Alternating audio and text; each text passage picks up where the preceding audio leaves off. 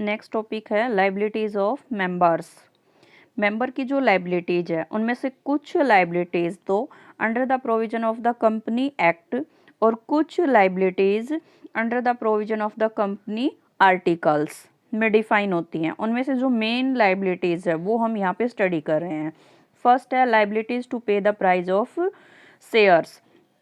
Company का every person जिसने company के शेयर्स परचेज किए हैं वो शेयर का प्राइस पे करने के लिए रिस्पॉन्सिबल होगा। उसने जितने शेयर्स परचेज किए हैं वो उनका अमाउंट पे करना होगा। बट अगर एक मेंबर के साथ मिस इन्फॉर्मेशन के बेसिस पे कॉन्ट्रैक्ट किया गया है, यानी कि जो प्रोस्पेक्टस है उसमें जो इन्फॉर्मेशन डिफाइन की गई है वो राइट नहीं है, तो उस टाइम उस मेंबर के पास ये राइट होगा कि वो स्पेसिफिक टाइम के अंदर अपने ऐसे कॉन्ट्रैक्ट को कैंसिल कर सकता है। बट इसके लिए जो मिस इन्फॉर्मेशन है वो इम्पोर्टेंट इशू के बारे में होनी चाहिए और साथ में मेंबर को ये भी प्रूव करना होगा कि उसने मिस इन्फॉर्मेशन से इंस्पायर होके कॉन्ट्रैक्ट किया था। Next condition, when a company issue its share, जब कंपनी अपने शेयर इशू करती है तो वो शेयर्स के प्राइस का एक पार्ट तो अप्लीकेशन के टाइम में डिमांड कर लेती है और जो रिमेनिंग है वो इंस्टॉलमेंट के थ्रू मंगवाती है। तो ऐसे में हर मेंबर जिसने शेयर परचेज किए हैं वो अनपेड कॉल के अमाउंट के लिए रिस्पॉन्सिबल होगा, यानी कि उसकी पेमेंट करनी होगी। बट इसके लिए जो कॉल है वो वैलिड होनी चाहिए। वैलिड कॉल का मतलब जो कंपनी के आर्टिकल हैं उसमें कॉल करने का पूरा प्रोसीजर डिफाइन किया हुआ है। कंपनी उस प्रोसीजर को फॉलो करके अपने मेंबर या शेयर होल्डर्स को शेयर के लिए कॉल करेगी।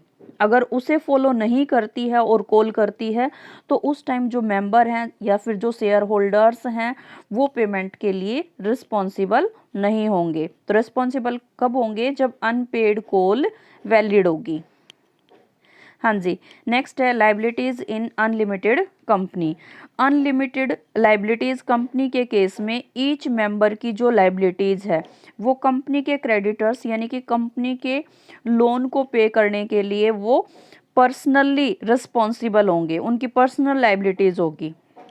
नेक्स्ट है liability in company limited by guarantee. एक ऐसी कंपनी जो लिमिटेड बाई गारंटी मतलब गारंटी के द्वारा लिमिटेड है, तो ऐसे में जो मेंबर्स हैं उनकी लाइबिलिटीज़ उन्होंने जितने शेयर या अमाउंट के लिए गारंटी दी है उस तक लिमिटेड रहेगी, उससे मोर देन अमाउंट के लिए वो रिस्पॉन्सिबल नहीं होंगे। नेक्स्ट है liability in case of reduction of members below minimum. एक ऐसी कंपनी जिसमें जो मेंबर हैं वो बिलो मिनिमम लिमिट से कम हैं। फॉर एग्जाम्पल जैसे एक प्राइवेट कंपनी के लिए मिनिमम कितने मेंबर होने चाहिए? 2 मेंबर होने चाहिए। बट एक ऐसी प्राइवेट कंपनी जिसमें 2 से कम मेंबर है यानी कि एक ही मेंबर है, या फिर कोई भी पब्लिक कंपनी जिसमें मिनिमम मेंबर की जो भी कंडीशन होती है शायद 7 है, अगर उससे लेस देन मेंबर है और ऐसी कंपनी फिर भी अपने बिजनेस को 6 मंथ या उससे मोर देन टाइम पीरियड तक कंटिन्यू रखती है, तो ऐसे में उस कंपनी के मेंबर्स की जो लाइबिलिटीज है वो अनलिमिटेड में कन्वर्ट हो जाएगी। नेक्स्ट है liability on transfer. On the transfer of shares, share transfer करने पर जब तक ट्रांसफरी यानी कि जिस पर्सन को शेयर ट्रांसफर किए गए हैं ट्रांसफरी का नेम कंपनी के रजिस्टर ऑफ मेंबर में एंटर्ड नहीं किया जाता, तब तक लाइबिलिटी किसकी होगी? ट्रांसफरर की होगी। शेयर्स के अनपेड अमाउंट के लिए लाइबिलिटी ट्रांसफरर की होगी जिसने शेयर ट्रांसफर किए हैं। हाँ जी, नेक्स्ट है liability on winding up of company. Share transfer करने के अगर विद इन 1 ईयर एक कंपनी का वाउंड अप हो जाता है उस टाइम ट्रांसफरर और ट्रांसफरी मतलब जिसने शेयर ट्रांसफर किए हैं वो पर्सन और जिसको शेयर ट्रांसफर किए हैं वो पर्सन, यानी कि दोनों, ट्रांसफर करने वाला भी और शेयर रिसीव करने वाला भी, उन दोनों पर्सन के नेम शेड्यूल बी में नोट किए जाएंगे और दोनों की ही लाइबिलिटीज होगी फिर शेयर्स का जो अनपेड अमाउंट है उसको पे करने के लिए। फर्स्ट प्रायोरिटी किसको देंगे, यानी कि फर्स्ट लाइबिलिटीज किसकी होगी, ट्रांसफरी की, जिसके नाम शेयर ट्रांसफर किए गए हैं। और सेकंड लाइबिलिटीज किसकी अराइज होगी, ट्रांसफरर की, जिसने शेयर ट्रांसफर किए हैं। नेक्स्ट है लाइबिलिटी एज मेंबर।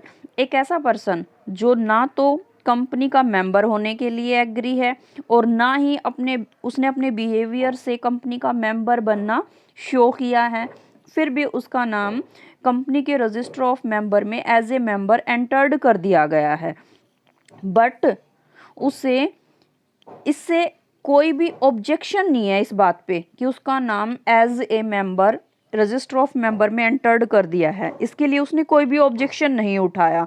तो ऐसे में उस पर्सन की जो लाइबिलिटीज है वो एज ए मेंबर अराइज होगी, यानी कि एक मेंबर की जो भी लाइबिलिटीज होंगी वो सभी उस पर्सन पे भी अप्लाई होंगी। नेक्स्ट है increase the liability with the consent of members under A provision of the act. अगर एक मेंबर की लाइबिलिटीज इंक्रीज करनी है तो जब तक वो मेंबर इस इंक्रीज लाइबिलिटीज के लिए एग्री नहीं होगा, वो कंपनी को कांस्टेंट नहीं दे देता है कि वो एग्री है इस बात के लिए, वो कंपनी को ये इन्फॉर्मेशन नहीं दे देता है, तब तक वो इंक्रीज लाइबिलिटीज के लिए रिस्पॉन्सिबल नहीं होगा। नेक्स्ट है टेकिंग शेयर इन फिक्टियस नेम। ऐसे में जो शेयर का होल्डर होगा वही पर्सन रिस्पॉन्सिबल होगा, यानी कि उसी पर्सन की एज ए मेंबर जो भी लाइबिलिटीज हैं उनके लिए वो पर्सन रिस्पॉन्सिबल होगा, जिस फिक्टियस नेम को उसने यूज किया है वो नहीं।